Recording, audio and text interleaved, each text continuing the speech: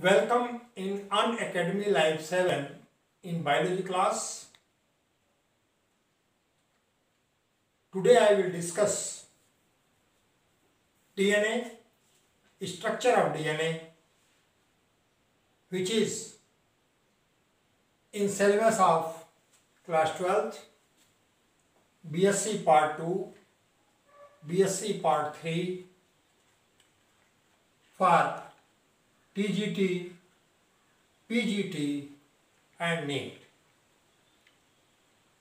DNA BSc part 1 में भी, BSc part 2 और BSc part 3 class 12th, CBSC, UP board, TGT exam, PGT exam, NEET सबके लिए बहुत इम्पोर्टेंट है। यह DNA आपका क्लास 12 से 11-12 से लेकर के MSc तक ये सिलेबस में है। आज हम लेंगे structure of DNA। Today I will discuss about structure of DNA। इसके पहले लेक्चर में पार्ट 1 में मैंने DNA का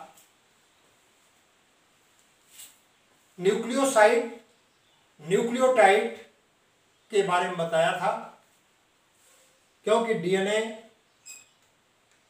दैट इज पॉलीन्यूक्लियोटाइड चेन।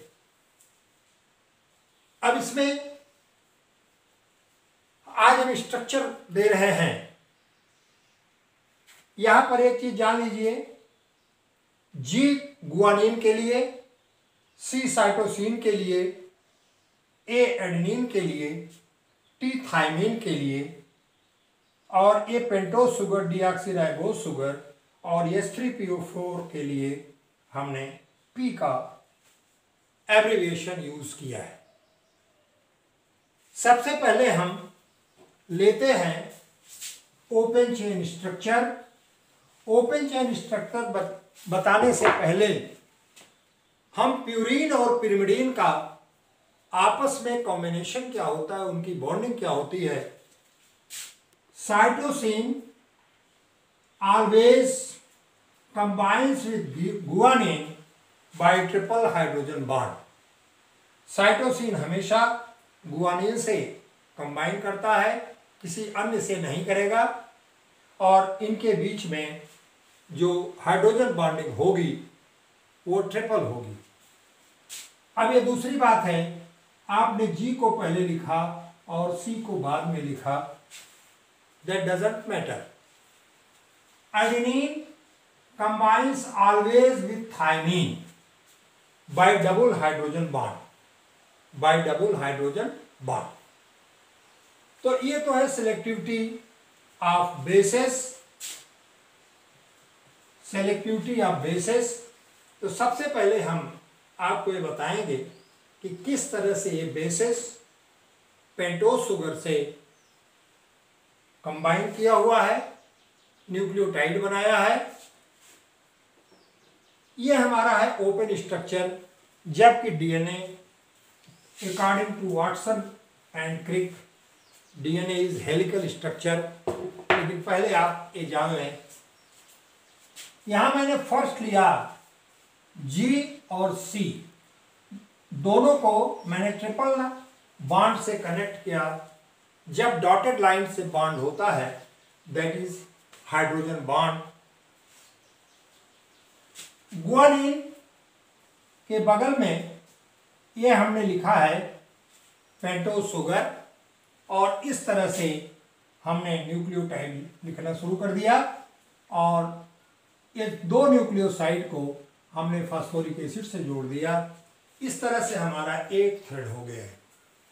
दूसरा थ्रेड इसका कॉम्प्लीमेंट्री है, पूरक है, G का C, pentose sugar, phosphoric acid, A, T का A कॉम्प्लीमेंट्री है, पेंटोज शुगर, C का G, A का T। इस तरह से हमारा ये दूसरा स्ट्रैंड भी बन गया, और ये दूसरा स्ट्रैंड, दोनों स्ट्रैंड को हमने हाइड्रोजन बॉन्ड से जोड़ दिया।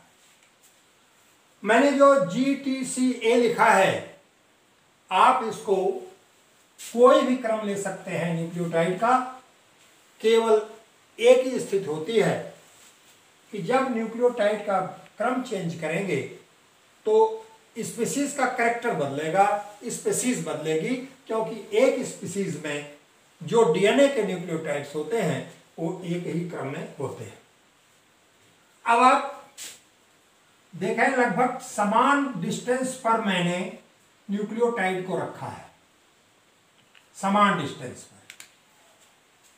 दो न्यूक्लियोटाइड के बीच की जो डिस्टेंस होती है that will be 3.4 angstroms, that will be 3.4 angstroms. That is the open chain structure of DNA. आप बनाएं कैसे? हमेशा आप बेसेस लिख लीजिए, इसके सामने आप उसका कॉम्प्लीमेंट्री बेस लगा दीजिए, TA और GC कर दिया नहीं। इससे आप शुगर जोड़ दें, इसी तरह से अपना स्ट्रक्चर आप बनाएंगे, याद करने की आवश्यकता नहीं है। आपने शुगर जोड़ दिया दोनों तरफ, आपने शुगर जोड़ा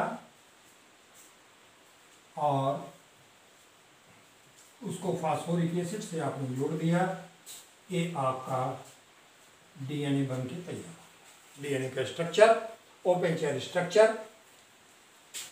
हमेशा याद रखिएगा दो न्यूक्लियोटाइड के बीच की दूरी लगभग समान रखिएगा, क्योंकि distance between two nucleotides that is 3.4 angstroms.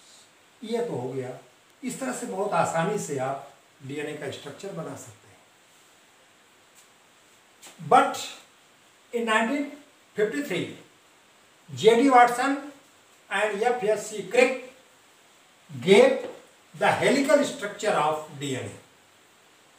लाखों लाख डीएनए एक दूसरे पर पैक्ड होते हैं और उन्होंने एक्सपेरिमेंटली देखा कि यह जो डीएनए का स्ट्रक्चर है ये ओपन चेन नहीं है, बल्कि ये डीएनए का स्ट्रक्चर ये आपका हेलिकल स्ट्रक्चर। यहां पर देखिए ये दो थ्रेड हो गए, एक थ्रेड को हम ए बनाते हैं और दूसरे थ्रेड को बी करते हैं। तो ये दोनों ए बी थ्रेड आपस में एक हेलिक्स बनाते हैं, अर्धकुंडली बनाते हैं।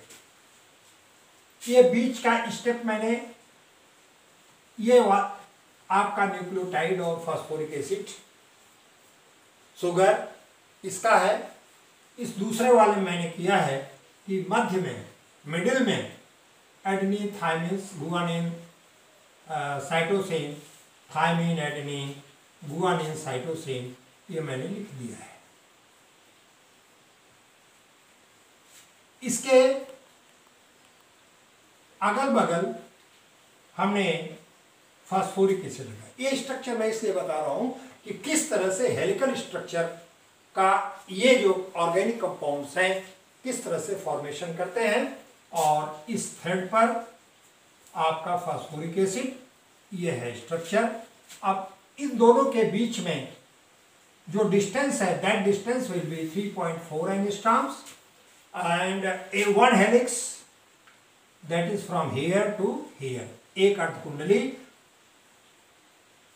And length of helix is 34 angstroms. It means in one helix you will find 10 nucleotide. So 10 into 3.4 gives 34 angstroms. ये हो गई लेंथ, ये हो गई आपकी लेंथ। तो इस तरह से वॉटसन क्रिक ने ये हेलिकल स्ट्रक्चर बनाया और इन्होंने एक रूल दिया किस तरह से प्यूरिन और पिरिमिडीन बेसिस एक दूसरे से किस रेशियो में जुड़े होते हैं, उसको इन्होंने कहा Chargaff rule. Ratio of the purine and pyrimidine bases that is known as Chargaff rule. Chargaff rule के 4 पॉइंट मैंने यहां लिख दिए हैं। Purine and pyrimidine occur in equal amount. जितना प्यूरिन होगा उतना ही pyrimidine होगा। आपको याद होगा कि प्यूरिन में कौन कौन से बेसेस हैं, एडेनिन और गुआनिन। pyrimidine में कौन कौन से बेसेस हैं, थायमिन और साइटोसिन। तो जिस अमाउंट में प्यूरिन बेस होगा उसी अमाउंट में आपका pyrimidine बेस होगा। एक चीज मैंने बताया, component of DNA, base component of DNA varies from species to species. एक स्पीसीज में जो बेस का कंपोनेंट होता है वो चाहे जहां पाया जाए वो सिमिलर होगा, लेकिन दो स्पीसीज में जो बेस कंपोनेंट होगा उनका रेशियो जो है हमेशा डिफर करता है। थर्ड है molar ratio of adenine to thymine and molar ratio of cytosine to guanine is 1:1। एक और एक के रेशियो में ये हमारा मोलर होगा। एंड लास्ट है base ratio A+T C+G is specific for one species. माने एक स्पीसीज में वो चाहे जहां वो स्पीसीज अकर करे उस एक स्पीसीज में एडेनिन थायमिन साइटोसिन गुआनिन का रेशियो जो है वो हमेशा सिमिलर होगा। लेकिन डिफरेंट स्पीसीज में ये बहुत कम, रेयरली आपको सिमिलर मिलेगा। इसका मतलब जब सिमिलर मिल रहा है इसका यह अर्थ हुआ कि उसके एंसेस्ट्रल स्टॉक में वह आएगा, क्योंकि उसका एंसेस्टर एक ही होगा, तभी ये बेस रेशियो जो है ये सिमिलर हो सकता है। But it is rarely found in different species, but in same species the base ratio A+T C+G that will be same. इस प्रकार से हमने आपको स्ट्रक्चर दिया, स्ट्रक्चर बनाया कि किस तरह से आप स्ट्रक्चर को फॉर्म करेंगे।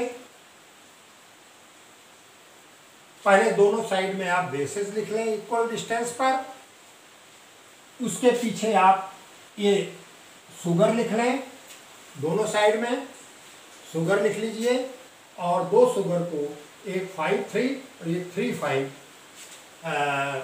कार्बन पर आप उसको जोड़ लें। तो ये जो आपका है ये असेंडिंग है 3-5 डायरेक्शन, और ये जो है उसका सेकेंड डायरेक्शन है 5-3 डायरेक्शन।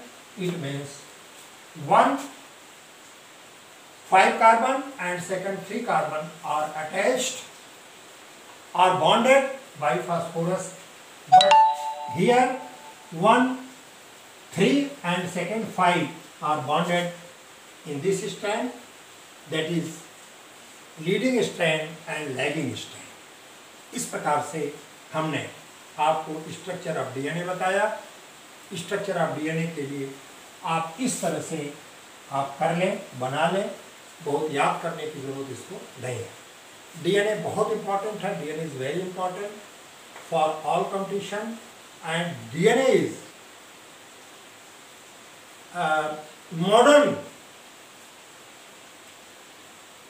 Modern thing.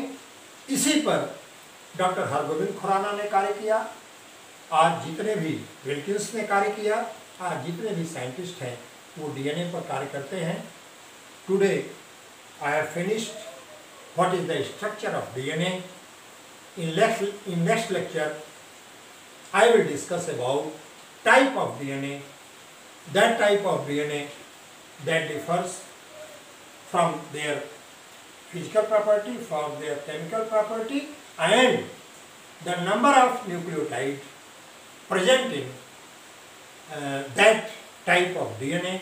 इस तरह से हमने आज आपको डीएनए का, मैंने फिर बताया आपको डीएनए बहुत रिसेंट डिस्कवरी, बहुत रिसेंट क्वेश्चन चल रहा है।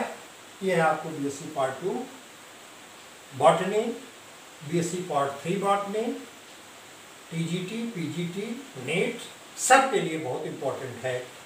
जितने भी कॉम्पिटिशन्स आते हैं, एक बात और, इस समय केमिस्ट्री में भी बायोमॉलिक्यूल्स आ गया है जिसमें आपको कार्बोहाइड्रेट, लिपिड, डीएनए ये सब पढ़ना है। इसलिए इस लेक्चर को केमिस्ट्री वाले भी पढ़ें और बायो वाले भी पढ़ें।